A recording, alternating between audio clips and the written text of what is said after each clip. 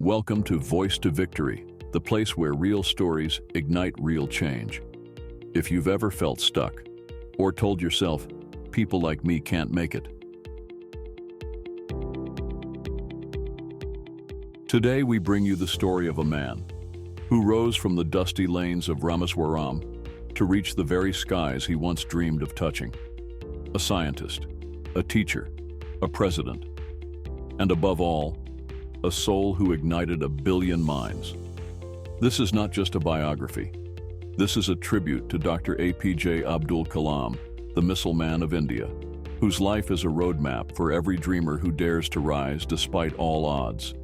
Stay with us till the end, because his story might change you forever, because the boy who dreamed beyond the sky.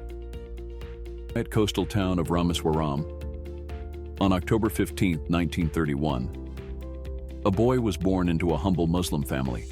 His name, Abdul Kalam Abdul Kalam. His father was a boat owner. They lived in a simple house. But within those walls grew a child with the heart of a lion and the imagination of a dreamer. He would wake up before dawn, walk to the railway station to collect newspapers, and deliver them door to door. Not because he had to, but because his family needed support. Despite hardship, he never complained. Instead, he observed, he learned, and he dreamed. Looking at the sky, watching birds fly, he once asked himself, why can't humans fly like that? This wasn't just a child's curiosity. It was the beginning of a vision, one that would one day take India into the skies. From classroom to cosmos, Kalam was a bright student, deeply passionate about science and mathematics. He studied aerospace engineering at Madras Institute of Technology, where he faced tough challenges. But challenges didn't break him, they built him.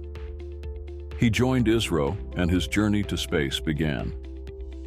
In 1980, India launched its first satellite into space using the SLV-3, a project led by Kalam.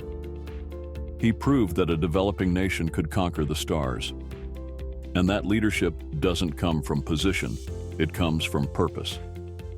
Later at DRDO, he led the Integrated Guided Missile Development Program, giving birth to missiles like Agni and Prithvi.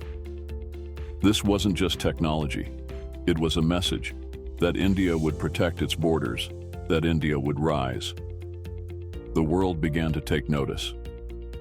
And so did the people of India, who now lovingly called him the Missile Man, the people's president.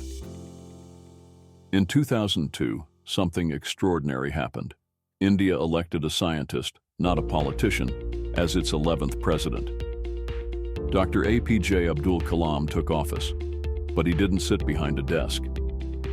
He walked into classrooms. He stood before students. He held out books, not speeches. He visited remote villages. He listened to children's dreams. He inspired them to aim high. Small aim is a crime, he said. Dream big. He believed that the strength of India was not in its missiles, not in its money, but in the minds of its youth. He lived in a modest room, wore simple clothes, played the veena, read the Bhagavad Gita, the Quran, and the Bible. He was a leader not by title, but by example. Even after his presidency, he continued to teach. He traveled across the country with one mission, to ignite young minds.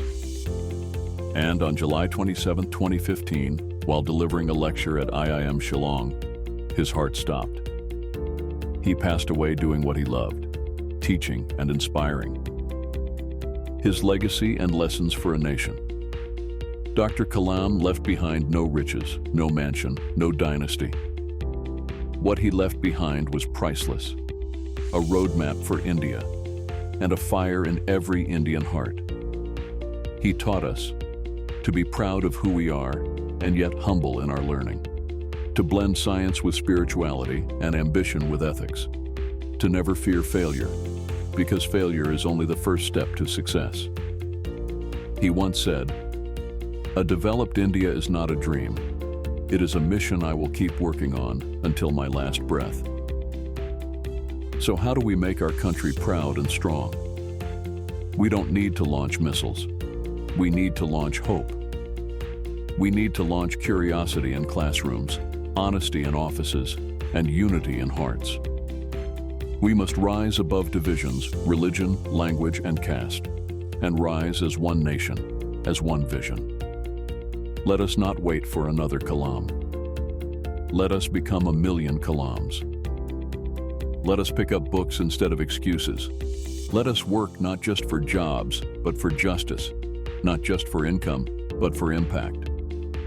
Dr. Kalam showed us the path. Now, it's our turn to walk it. If this inspired you, don't forget to like, share, and subscribe to Voice to Victory, where every underdog finds their spark. And yes, drop a comment below and let us know which personality inspires you the most. We'll create our next video based on your suggestion. Your thoughts really matter to us. See you in the next video with a new